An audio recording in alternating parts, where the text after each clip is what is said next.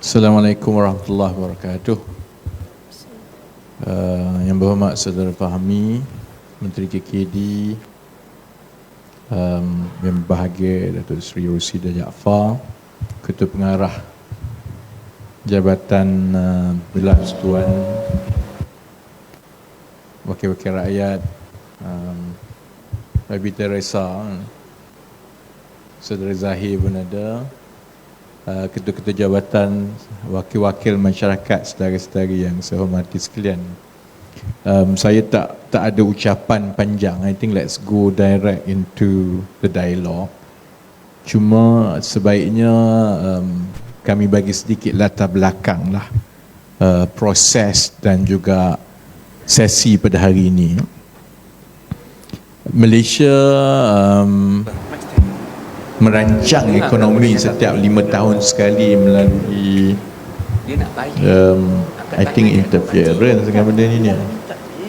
Setiap 5 tahun sekali melalui rancangan Malaysia 5 tahun ya.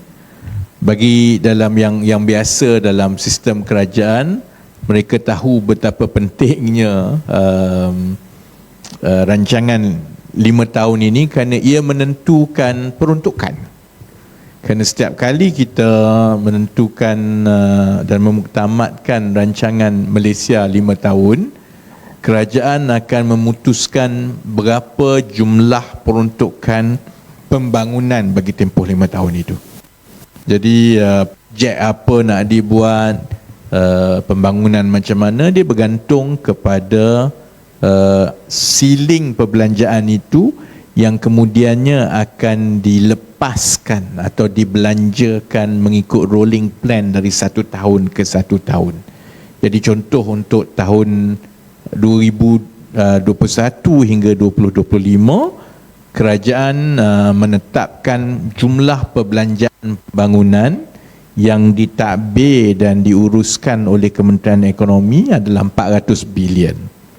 Dan bagi setiap tahun itulah 400 bilion itu akan dilepaskan dan senarai-senarai projek daripada semua, daripada kementerian, daripada rakyat, daripada semua ni akan dipadankan dan kita buat keputusan berdasarkan cash flow begini, rolling plan begini kan.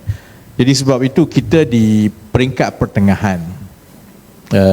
Sekarang tahun 2023, kita ada 2 tahun lagi, 2024 dan 2025 sehingga akhir RMK ke-12, dan bermula tahun depan RMK 13 kita akan mula membangunkan RMK 13 tahun depan bermula Januari untuk tahun 2026 hingga tahun 2030. Jadi sebab itu ini persimpangan yang cukup baik untuk kita nilai semula, tengok balik, dan kita ambil kira cabaran-cabaran yang kita perlu tangani dalam pembangunan ekonomi untuk jangka masa panjang yang akan datang. Saudara-saudari tahu atau pencabaran-cabaran kita, negara perlu memperkukuhkan kedudukan fiskal. Kedudukan fiskal ni maksudnya ialah kita kena memperkukuhkan berapa banyak pendapatan negara yang masuk kepada perbendaharaan negara tiap-tiap tahun. Kita juga kena mengawal dan mengatur semula perbelanjaan kos pengurusan kita. Sebab itu kita telah membuat beberapa keputusan. Kita telah maklumkan bahawa negara perlu beralih daripada sistem subsidi yang semua dapat kepada subsidi yang bersasar dari segi perbelanjaan, kerana kita perlu memastikan perbelanjaan itu betul-betul untuk nilai yang terbaik supaya kerajaan tidak berterusan dengan keadaan defisit seperti yang kita telah warisi. Defisit ialah bila kita berbelanja lebih daripada pendapatan dan setiap tahun kerajaan persekutuan kena ambil hutang yang lebih banyak dari tahun ke tahun untuk membiayai projek-projek. Kerana peraturan pengurusan kewangan negara ialah kerajaan tidak boleh berbelanja mengurus lebih daripada hasil. Jadi kalau hasil itu cukup saja untuk membayar belanja mengurus, maka setiap projek pembangunan, longkang ke, jalan ke, semua itu kena dibayar dengan berhutang. Dan itulah yang telah berlaku selama ini. Sebab itu kita telah berada dalam keadaan yang kadar keberhutangan negara dia dah sampai ke peringkat lebih kurang 1.5 trilion. Dan selagi perkara ini berlaku, wang kita setiap tahun dihabiskan kutip cukai, bayar interest. Dan lebih teruk daripada itu ialah pelabur pula dia tengok negara, dia kata selagi Malaysia tidak keluar daripada kadar keberhutangan yang tinggi begini, Malaysia ada risiko sebagai sebuah negara dari segi kewangan dia. Jadi dia tunggu dan lihat dahulu. Itu juga sebahagian daripada cabaran kita. Sebahagian kalau orang tanya kenapa ringgit jatuh, kenapa pelabur, kenapa saham, dia kerana wang ini dikawal oleh pelabur portfolio antarabangsa. Dan sebelum dia buat keputusan mana dia nak agihkan duit dia di pasaran mana, dia tengok kepada kedudukan makro sesebuah negara. Jadi sebab itu cabaran-cabaran ini kita semua tahu. Sebab itu juga kerajaan contohnya dalam 2-3 bulan kebelakangan ini, kalau tengok kita tumpu kepada industri-industri baru yang bernilai tinggi. Bila kita tumpu kepada industri yang berasaskan peralihan tenaga. Dia bukan soal solar semata-mata. Dia sebenarnya soal ini adalah industri bernilai tinggi masa hadapan, kerana dalam tahun 2020 hingga 2021 pelaburan baru terbesar di dunia bukan lagi dalam bidang tech atau komputer. Dia dalam bidang yang bersabit kepada peralihan tenaga. So those countries that are leading in energy transition, those are the countries that will attract investment. Sebab itu kerajaan dah buat beberapa keputusan besar. Contohnya kita menggandakan sasaran our renewable energy contribution to 70% by 2050. Because for that to happen, kita kena menggandakan kapasiti penjanaan tenaga boleh baru kita sebanyak 11 kali ganda daripada sekarang sampai 2050, yang akan melibatkan projek-projek baru sebanyak 637 bilion. That's how investment will come. You know specifically this is where we are going to grow. This is the investments that we need, and this project will roll out and we hope it will start coming in, kan. Sama juga terutamanya yang melibatkan Kuala Lumpur. Saya dah sebut bahawa kita akan menumpukan untuk meletakkan Kuala Lumpur sebagai hub kepada industri tech dan digital, the startup hub, kerana kita dah semak dan kita yakin sebenarnya pilihan di antara Singapura dengan Kuala Lumpur sebagai startup hub ke rantau ini, sebenarnya Kuala Lumpur boleh menawarkan lebih banyak daripada yang Singapura boleh tawarkan.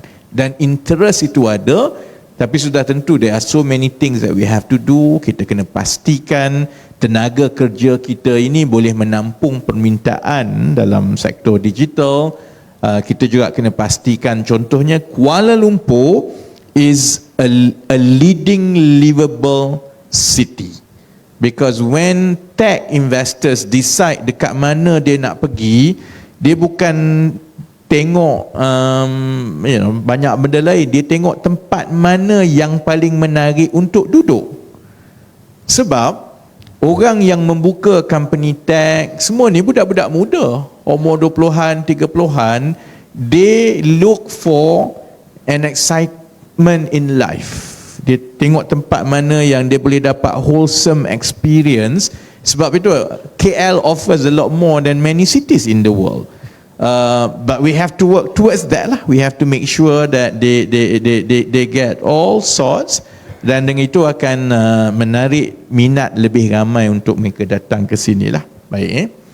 Dan itu juga akan menjadi cabaran-cabaran kepada wilayah persekutuan, baik di Kuala Lumpur, baik di Putrajaya, to a certain extent juga di Labuan, kita kena keluar daripada soal lama ni, soal peruntukan longkang kita, peruntukan jalan kita. We have to see much further than that. If we want to position KL as a hub, as the top 10 cities in the world where talent comes, what does it take? Jadi itu juga tadi dalam perjumpaan tertutup dengan warga dan pimpinan jabatan wilayah tadi, saya dah senaraikan beberapa tumpuan-tumpuan utama. Dari segi perancangan infrastruktur, cabaran kita ialah kita kena mula beralih daripada perancangan dan prosedur dia sedia ada kepada perancangan yang mengambil kira climate proofing our infrastructure. Pembangunan akan datang mengambil kira tentang pembangunan yang kalis cuaca, tetapi juga we have to figure out pembangunan yang lepas-lepas, infrastruktur lepas-lepas yang prone to climate change, kan? Kerana kita semua tahu climate change ada kesan yang besar. Kita juga berbincang tentang macam mana meningkatkan kadar penggunaan pengangkutan awam yang jauh lebih tinggi daripada yang ada sekarang. Bukan semata-mata soal perancangan bandar, tetapi juga untuk memastikan bahawa kerajaan dan rakyat mendapat nilai pulangan yang paling baik daripada pelaburan dalam MRT. And we talk about the possibility to focus on last mile and first mile on buses. And how do we plan buses network and buses system to make sure that it connects the dots of the existing MRT so that we can bring up the ridership to make the existing operation financially viable. Kalau tidak, kalau ridership itu masih lagi rendah, and I don't think it hits 50% yet. I think that's I think the latest that I remember, it hasn't hit 50%. Jadi sampai bila-bila kerajaan kena subsidize, and that will take away the investment for future connectivity. Jadi dekat EPU we have a few focus, and connecting the last mile and first mile of public transport in KL and Greater Klang Valley is a key priority. Kita juga bercakap tentang future focus on housing.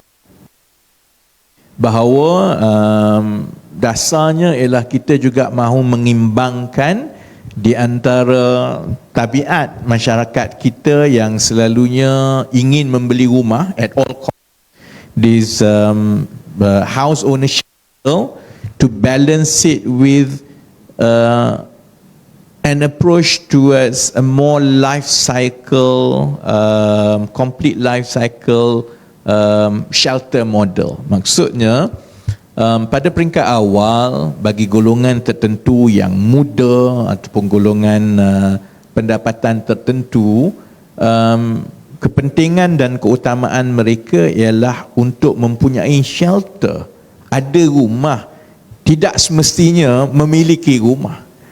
Dan sebab itu pembinaan dan model yang bersabit dengan dengan kediaman mesti juga memastikan ada cukup rumah-rumah untuk rent to own, cukup untuk transit, cukup untuk rent control di kawasan-kawasan bandar, supaya penawaran rumah-rumah ini cukup kepada golongan-golongan ini, dan itu akan mengimbangkan dari segi permintaan dan keperluan kepada rumah-rumah. Dan bersabit dengan itu juga kita bincangkan tentang urban rejuvenation, kerana Kuala Lumpur sudah sampai ke satu peringkat yang mana for us to move it to the next level as a livable city, We cannot run away from having a good and equitable urban rejuvenation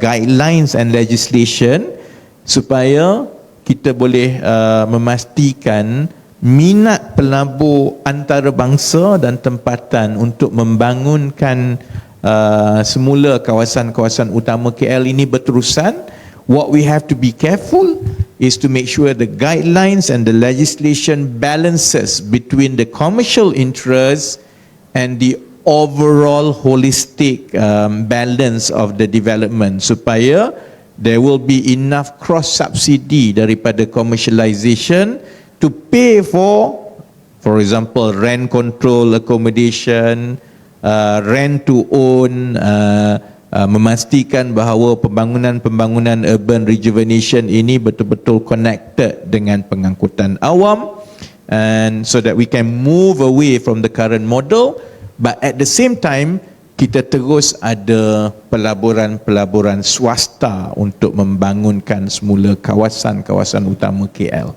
So these are the major thinking yang kita akan bangunkan bersama-sama di peringkat Kerajaan Persekutuan ke arah itu, juga di peringkat Jabatan Wilayah, di peringkat DBKL, di Perpadanan Putrajaya, Labuan dan sebagainya.